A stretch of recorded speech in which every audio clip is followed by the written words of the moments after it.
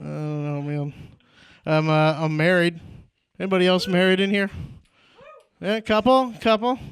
I'm new to Chicago, so I'm like learning that like I'm pretty young to be married. Like a lot of people my age, they're not married yet. One of my friends asked me because I was only a married friend. He said, "How did you know she was the one?"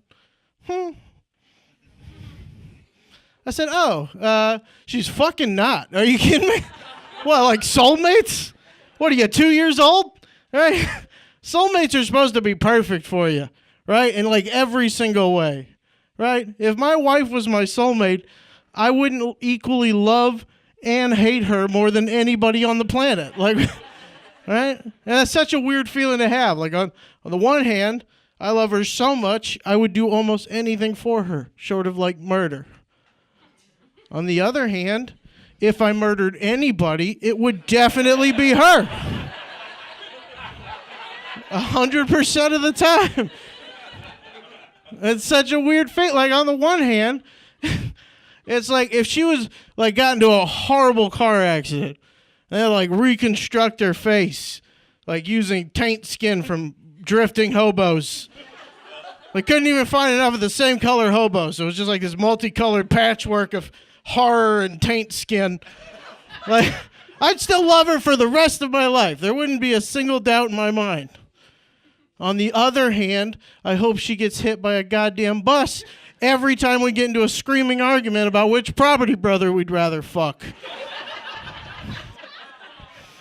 And it always gets there.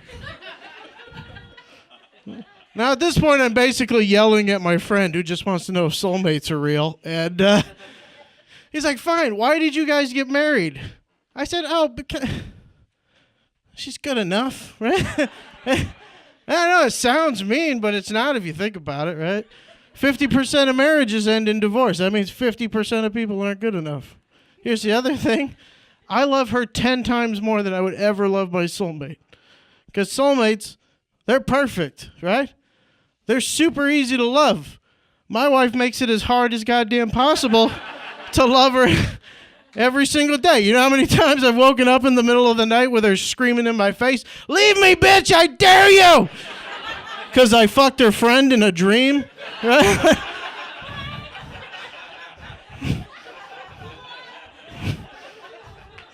So at this point, like, my friend's freaking out. He's like, "Fine, how did you know she was good enough then?" I said, "Fine, I can answer this one. Because I licked her butthole, and I said I would never do that. Ever. Ever. Are you kidding me? That's disgusting. I would never do that. And I did it. And it wasn't a fresh butthole. It was 90 degrees. It was our wedding day. She was wearing a wedding dress and Spanx. And we got to the hotel room. And I've never loved anybody more in my entire life. I've never loved anything or any person more than I did in that moment. I just didn't know what to fucking do. Right? It's like you ever love someone so much you're like fucking's not enough to show you how I feel, right? It's like the same feeling you get when you see a puppy that's so cute you want to squeeze it until it stops breathing. Right? It's the same thing, right? So I didn't know what to do. I just flipped her over and I licked her butthole like a salt-flavored Jell-O shot. Just, yeah.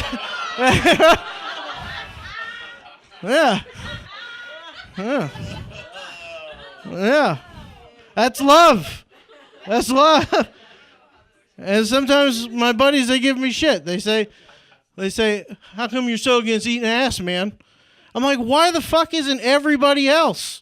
I have an ass. I know what I do with it. It's disgusting. Are you kidding me? I'm never finished wiping. I just eventually stop wiping. Do you understand the difference? The best way I can describe it is just scraping Nutella out of a tuba for 2 hours.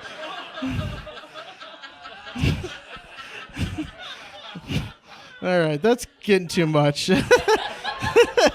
I'm gonna end on this. I am new to Chicago, and you guys have been fantastic so far. I really love the city. Thank you guys for having me, by the way. I don't know, like, I come from South Bend, land of fucking monsters.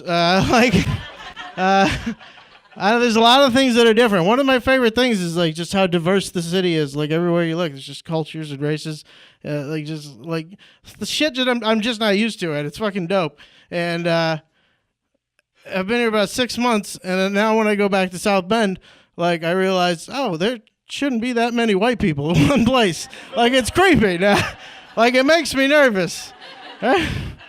Like 6 months of culture is like, oh yeah, this shit ain't right. Yeah, like like I went to a wedding in Carmel, Indiana last summer, and I sat down next to my wife, and I'm like, babe, I don't know, is it just me, but is this many white? Like it's kind of fucking creepy, right? Like, and she goes, really? That's weird.